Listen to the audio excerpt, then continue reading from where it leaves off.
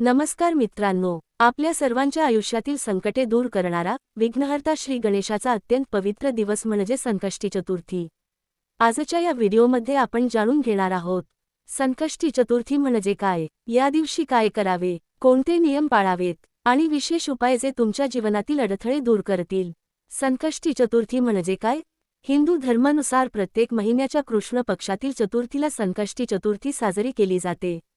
संकष्टी म्हणजे संकटे दूर करणारी। या दिवशी भगवान गणेशाची पूजा केल्याने सर्व अडचणी दूर होतात, मनोकामना पूर्ण होतात आणि जीवनात सुखद समृद्धी येते। व्रताचे महत्त्व: या दिवशी उपवास ठेवणे खूप पुण्यदायी मानले जाते। विशेष म्हणजे चंद्र दर्शन केल्याशिवाय उपवास सोडला जात नाही। संध्याकाळी चंद्राला अर्घ्य देऊन गणपती बाप्पाची पूजा करून मगच व्रत पूर्ण केले जाते।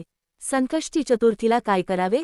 1. सकाळी लवकर उठून स्नान करून स्वच्छ कपडे घाला। 2. घरातील देवघर स्वच्छ करा।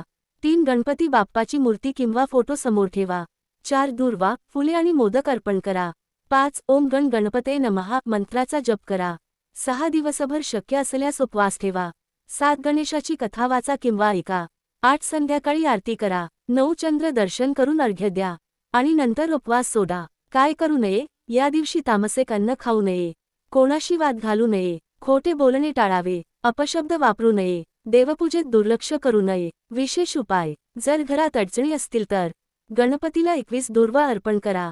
आर्थिक अडचणी दूर करण्यासाठी मोदकाचा नैवेद्य दाखवा। नोकरी व्यवसाय प्रगतीसाठी ओम वक्रतुंडाय हुवक मंत्र 108 वेळा जपा।